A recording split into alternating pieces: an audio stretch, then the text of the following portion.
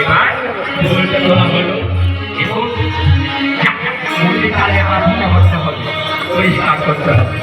হ্যাঁ ভালো করে দেখবে ঠাকুর সবই তোমার ইচ্ছা। ঠাকুর সব তোমার আমার কি বলে বলে কোথায় বলে না বলে চাল চাল তোমার আর গৌরাঙ্গ বলে আমার আমার কি এই যে মনে কুড়িয়ে থাকলে আমি এত বছর দেওয়ান্ত ধরে রাখছি এখন শুধু বলতেছি কিছু তো দিচ্ছে না গুরুদে। হ্যাঁ তাহলে কিছু না দিলে কিছু পাওয়া যায়। সে যাই হোক আমি দিয়েই যাচ্ছি।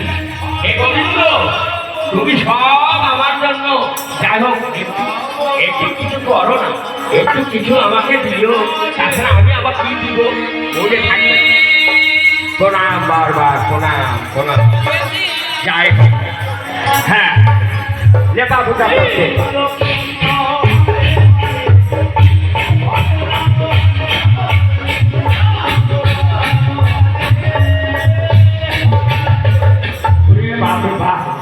মানে কিছু বাজারটা ওই কিছু বাজার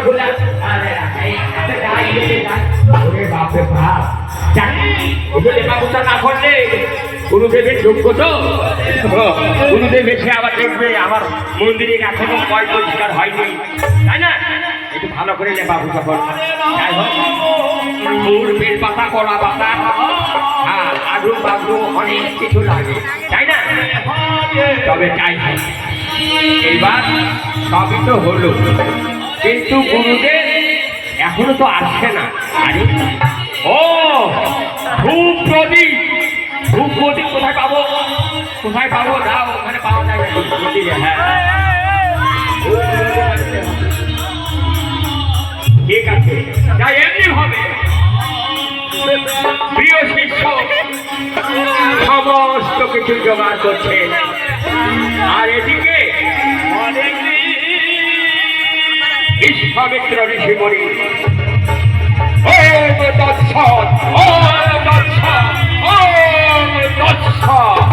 প্রিয় শিষ্য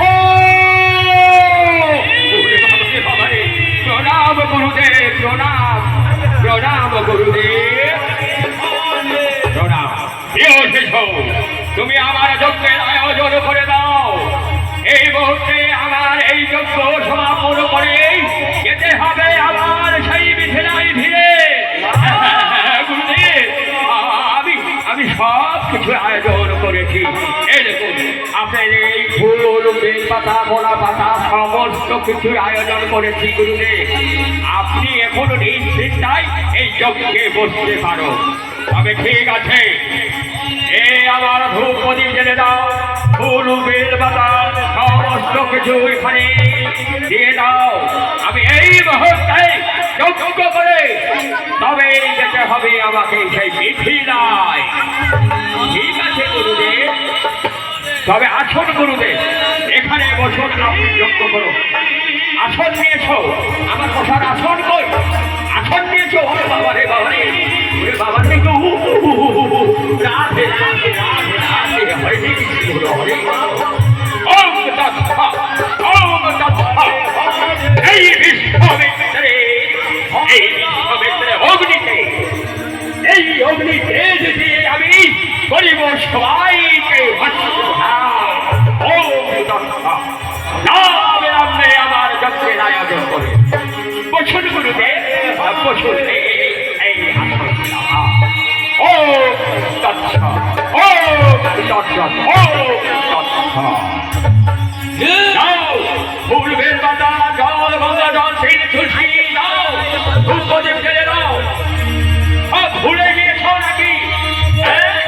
ওরে বাবারে বাবারে, রাধে রাধে রাধে রাধে। হ্যাঁ গুরুদেব ওই যে বলে না সেবা পূজা ভক্তি তবে দিয়ে মুক্তি। আরে বাবা দেখলেন দেখলেন তো মায়েরা, আমার গুরুদেব কঠিন রাজি। হ্যাঁ ওরে বাপরে বাপ, ও দেখে না মা অনুসার মধ্যে কেমন তাকে ফোপাচ্ছে। ওরে বাপরে বাপ, এই ওম তৎসৎ ওম তৎসৎ। গুরুদেব শান্ত হন, গুরুদেব শান্ত হন। এই তো আমি সব ভুল করি। অবিলম্বে লগ্ন পার হয়ে যাচ্ছে, যজ্ঞ করে যেতে হবে আমাকে মিথিলা নগরে। যাও ওখানে যাও, এসেছি গঙ্গা ডালা দাও এই কবুল করে হ্যাঁ এই জলে ফুল ফুল দাও এদিকে এগিয়ে দাও বলে ও কৃষ্ণ ও কৃষ্ণ সেই নমঃ ও কৃষ্ণ সেই নমঃ ও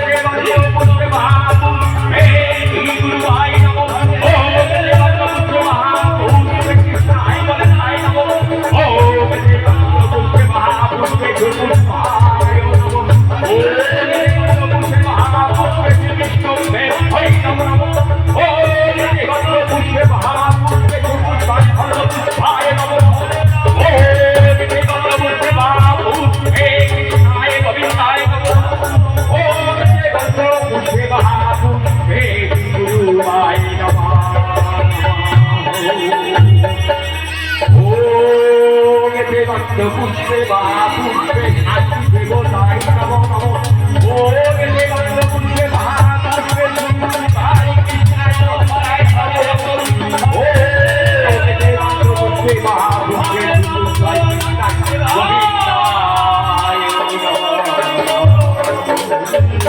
ও প্রিয় শিষ্য আর কি করছো তবে শোনো প্রিয় শিষ্য ওরে বাবা রে আমাকে বড় ভয় করছি বুঝলে তবে বিশ্বামিত্র ঋষি মনের কাছে কোনো ভয় কেন এই আসতে পারে তবে একটি কথা মনে রাখো এই আজ 12 বৎসর হলে আমি এই মিথিলায় যজ্ঞ করছি কিন্তু যজ্ঞ কিন্তু সমাপন করতে পারছি না কেন গুরুদেব কেন যজ্ঞ সমাপন করতে পারছি না তবে ওই কথা শুনলে তুমি ভয়ে করে খনি পালিয়ে যাবে না গুরুদেব বলুন কোনো ভয় ভয় আছে কি ভয় আছে ওই একমাত্র ওই তারকা নামে এক রাক্ষসী ওরে বাবা রে ওরে বাপরে বাপ ওই তারকার কথা বললে আমি আর থাকবো না আরে ও এসো আরে দাঁড়াও এসো আরে এই ঋষিবনে থাকতে কোনো রাক্ষস আক্রমণ করতে পারবে না ওরে বাবা রে আমাকে বড় ভয় করছে তবে ভয় নেই তবে দাঁড়াও তুমি আর একটু সাবধানে থাকবে আমি আর একটু আমার এই ইষ্ট মন্ত্রটা সমাপন করে নেই ও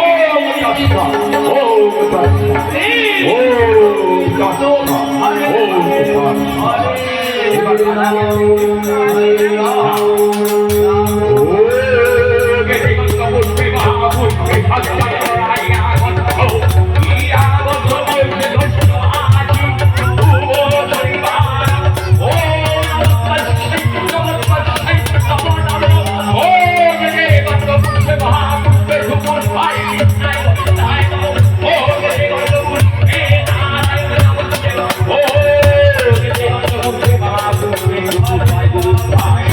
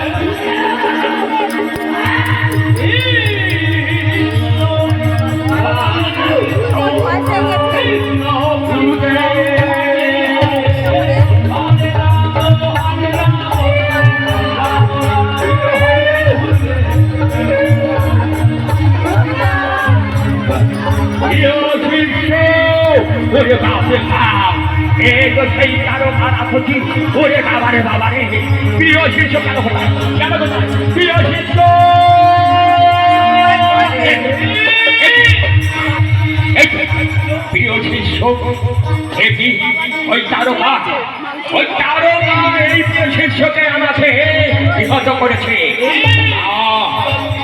এই বিশ্বমিত্র অগ্নিতে এই গঙ্গা জলকে পুনরায় জীবিত করবো।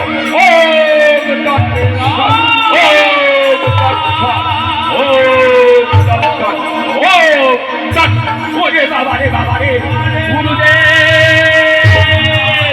ওরে বাবারে বাবারে গুরুদেব, ও রাখছি রাখছি রাখছি রাখছি রাখছি, বাবারে বাবারে থাকবো না ওই রাখছি। আরে দাঁড়াও দাঁড়াও প্রিয় শিষ্য, শোনো শোনো, আর আসবে আর ওই রাক্ষসী আসতে পারবে, তবে শোনো না গুরুদেব, আর বেশিক্ষণ থাকবো না এই অরণ্যে, বিশাল গভীর অরণ্যে এই তারকা রাক্ষসী আবার আসবে। আরে দাঁড়াও দাঁড়াও দাঁড়াও, এবার আমি ধ্যান করেছি, তুমি জানে কেন বারবার আমার এই চোখে আক্রমণ করছে এই রাক্ষসী। ও দর্শক, ও দর্শক, ও দর্শক, ও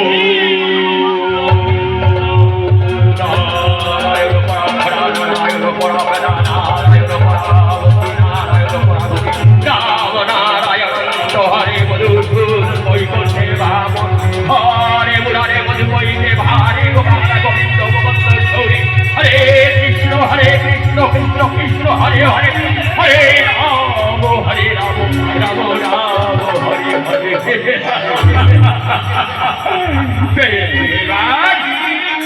প্রিয় শিষ্য, আর বিলম্ব নয়, যেতে হবে এক্ষুনি সেই অযোধ্যায়।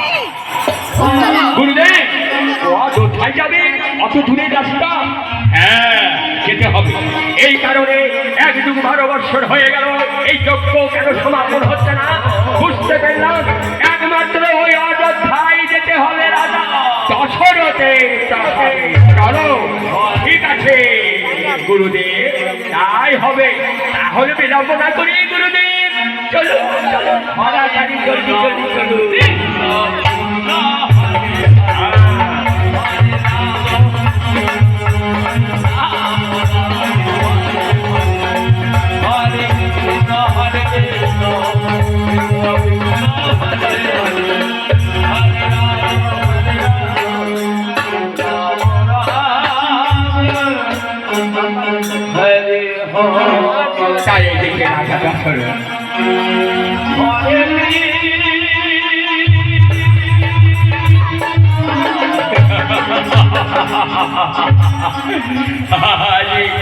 আজ দেখতে দেখতে আমার রাম লক্ষ্মণ ভরত বড় হতে চলে, তাই আমি স্থির করেছি এই ভরণ শত্রুঘ্ন আর রাম লক্ষ্মণ। রাম আমার দেখতে দেখতে বড় হতে চলেছে জ্যেষ্ঠ পুত্র, তাই আমি স্থির করেছি আমার একমাত্র সেই রামচন্দ্রকে বসাইব আমার এই সিংহাসনে। সিংহাসনে বসিয়ে বাকি দিনগুলো আমি শান্তিতে যেতে চাই। এমনি করে রাজা দশরথ চিন্তা করছে। আর এদিকে বিশ্বামিত্র ঋষিমুনি চলেছেন সেই অযোধ্যায় রাজা দশরথের চাকরি। রাজা দশরথ, রাজা দশরথ, একার কণ্ঠস্বর ভেসে আসছে বারবার, আমার নাম ধরে ডাকছে কে জানো? তারে হয়তো কোন অতিথি, তাই ধীরে ধীরে রাজা দশরথ দেখছে। গুরুদেব, আপনি আসুন গুরুদেব, আসুন আসুন, গ্রহণ করুন, আমার প্রণাম গ্রহণ করুন গুরুদেব। তথাস্তু, আশীর্বাদ পরিবর্ত, চির আয়ু হোক তোমার। রাজা দশরথ, আমি এসেছি তোমার কাছে, একমাত্র আমার সময় সংকীর্ণ হতে চলেছে, তাই এসেছি তোমার কাছে আমি সাক্ষী হই। বলুন গুরুদেব, আজ কতদিন পরে এসেছেন আমার কাছে, তাই আমি কি করতে পারি আপনার জন্য? না না না, কিছুই করতে হবে না তোমাকে। আমি চাই তোমার সেই রাম লক্ষ্মণকে এই মুহূর্তে আমি যাব সেই মিথিলায় যজ্ঞ সমাপন। রাম লক্ষ্মণকে নিয়ে যাবেন গুরুদেব? তোরা তো ছোট্ট ছোট্ট বালক, গিয়ে আপনার সঙ্গে কি করবে? আমি তোমার গুরুদেব, গুরুদেব হয় ভগবানের কান্ডারি, গুরুবাক্য অবলম্বন করলে তোমার অসুবিধা আছে, তাই আমি বলছি যাও তোমার সেই রাম লক্ষ্মণকে আমার হাতে তুলে ভরত শত্রুঘ্ন পিতা পিতা গো প্রণাম তব চরণে। আমাকে নয়, আমাকে নয়, ওই গুরু পিতামহ প্রণাম করবো, প্রণাম তব চরণে প্রণাম। এটি বাহ, কি সুন্দর সুবদর কান্তি। ওগো দাদু ভাইরা, তোমরা যাবে আমার সঙ্গে? কোথায় যাবো দাদু? আমাদেরকে তুমি কোথায় নিয়ে যাবে? তোমাদেরকে আমি নিয়ে যাব সেই মিথিলা। ও মিথিলায় নিয়ে যাবে? তাহলে ঠিক আছে দাদু, চলো আমরা যাবো তোমার সাথে। রাজা দশরথ, যাও যাও, তোমার এই দুটি বালককে আমার হাতে তুলে দাও, আমি হাসি মুখে যাই যাত্রা করি সেই মিথিলার পথে। হ্যাঁ গুরুদেব, ঠিক আছে ঠিক আছে ঠিক আছে, আমি এই মুহূর্তে এই গুরুদেবের হাতে আমি তুলে দিচ্ছি। গুরুদেবের সঙ্গে তোরা ওই মিথিলায় যাবি, লক্ষ্মী ছেলে আমার। গুরুদেব, যেভাবে আমি আপনার হাতে তুলে দিলাম, এই সপ্তম দিবসের মধ্যে আপনি আমার সন্তানকে আবার ফিরিয়ে এনে দিলেন। ঠিক আছে বৎস, তুমি নিশ্চিন্তায় থাকো, এই বিশ্বামিত্র ঋষিমণির কথা অলঙ্ঘন হয়নি। তোমাকে আমি আশীর্বাদ দিয়ে রাখছি, তুমি দীর্ঘজীবী হও।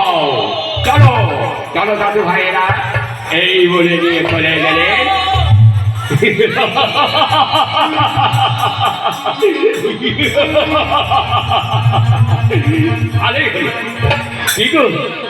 আমি চিন্তাই করছিলাম যে রাম লক্ষ্মণ একমাত্র আমার জ্যেষ্ঠ পুত্র, আর রাম লক্ষ্মণকে নিয়ে যাবে অযোধ্যা শূন্য হয়ে যাবে।